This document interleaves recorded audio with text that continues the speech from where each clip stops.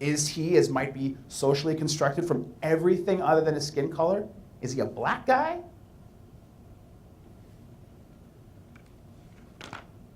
I argue, based on these case studies that represent a vast number of people on this planet, and without even going into places like Afghanistan, Nepal, and Brazil that are made up almost exclusively of mixed race people, that race, as we know it, is neither a genetic reality nor is it merely a self-defined social concept. So then what the hell is it? If you're confused, you are in good company. Anyone who claims to have an authoritative definition of the concept, they're lying to you and probably to themselves at the same time. For my own purposes, I'm going to use an operational definition that hopefully satisfies some of your curiosity. And that is that race is a phenomenon that occurs when how you see yourself intersects with how other people see you. There's an interesting anecdote in a book by one of my favorite authors.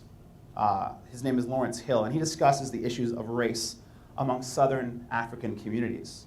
Now, evidently, in these communities, nobody considers themselves black any more than you or I would define ourselves as being bipedal. The only time race becomes an identifying and self-evident factor is when it has to be contrasted. That is to say, when a white person walks into the room.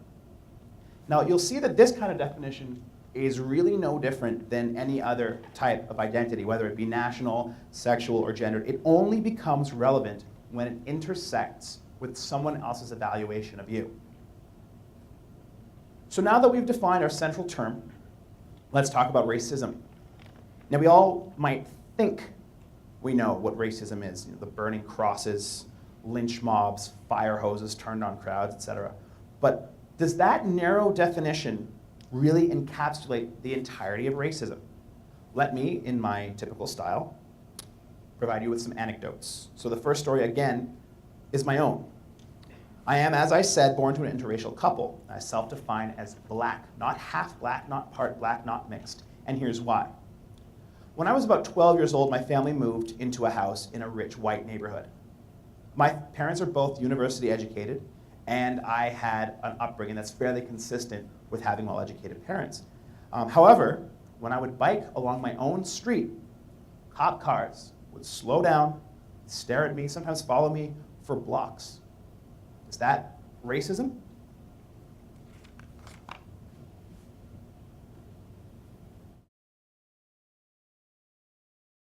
Born in Pakistan, but he spent most of his childhood in England.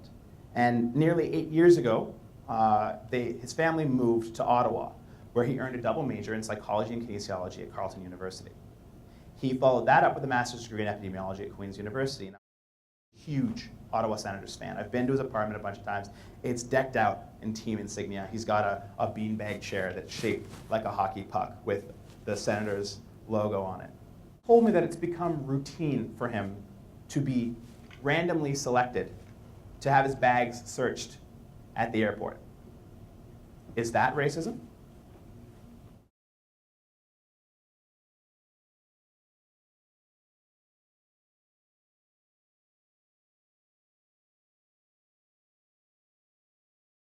Toronto pretty much his whole life. He's into motorcycling, as you can see, and skydiving and rock climbing, pretty much anything that's dangerous. He's also a medical student, and while he was observing a patient in clinic one day, the patient remarked on his physique. "Of course you're in shape," the guy said. "Rice is really good for you." Is that racism? The answer is, of course, these things are racism. I've never committed a crime in my life, but I get followed around by cops on the street that I live on because I don't fit into the neighborhood. Keith is about as patriotic a Canadian as you could ever want, but he's assumed to be associated with terrorism. Super active, typical North American guy, but obviously he eats nothing but rice.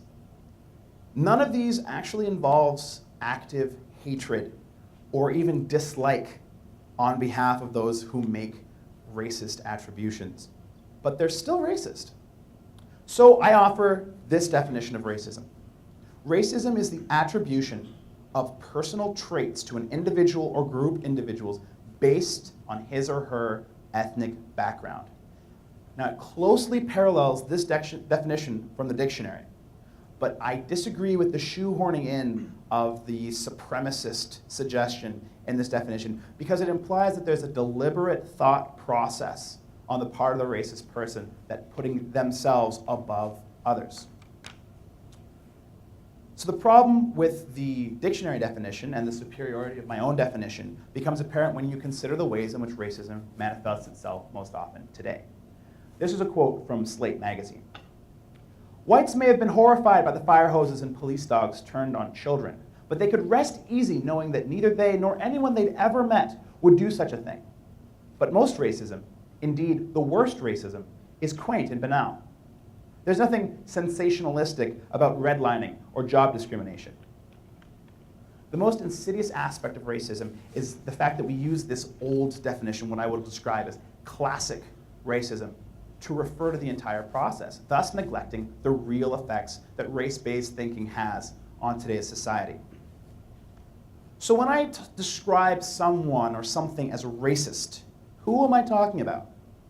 I'm going to give you a few examples. How many of you have ever heard someone start a sentence with, "I'm not trying to be racist, but," what usually immediately follows this disclaimer? More often than not, it's a racist statement, particularly of the kind that makes it the fault of one particular group that they are disadvantaged. It's not because of society, it's because there's something wrong with those people. Or how about, "Race isn't important to me." Now, I'm sure that many people in this room, myself included, have described themselves using some variant of this sentence. Or how about the related, "I don't see race." Stephen Colbert uses this one a lot, actually, to satirize the point, but he never really goes so far as to explain why it's satire, and I'm going to get to that in a bit. And this one is my favorite. "I'm not racist. I have black friends. If I was racist, would I have an Indian girlfriend? I love Asian people. My doctor is Asian." As though this kind of an anecdote was proof of something. I sometimes amuse myself thinking, how many of my friends use me as proof that they're not racist? This picture also amuses me a great deal. This is taken at a Tea Party rally. If you have to print out signs and go hunting for a black guy, then yes, you look racist. So where do these kinds of attitudes come from? Are racists evil people, dispositionally inclined to hate others? Are they stupid? Are they pathologically xenophobic? Only so far as you and I are. Because here's the thing, I'm racist. And this is the part that nobody likes to hear, but you're racist too. If you were born on this planet in this century, you were born into a system that has racism deeply ingrained in its cultural zeitgeist. Now, if there's only one thing to take away from this talk, if you forget all the anecdotes from before and sleep through the rest of my presentation, which I won't be able to see, by the way, if you do, because the lights are right in my eyes, I want you guys to remember just this. Racism comes from the society in which we all live. We're products of this society, and all of us have some kind of racism deep in our bones. Anytime someone says to you, "Well, my friends are racist, but I'm not," they are misunderstanding racism. We are pattern-seeking animals. We look at the current state of affairs in the world, and our brains create rules to explain why things are the way they are.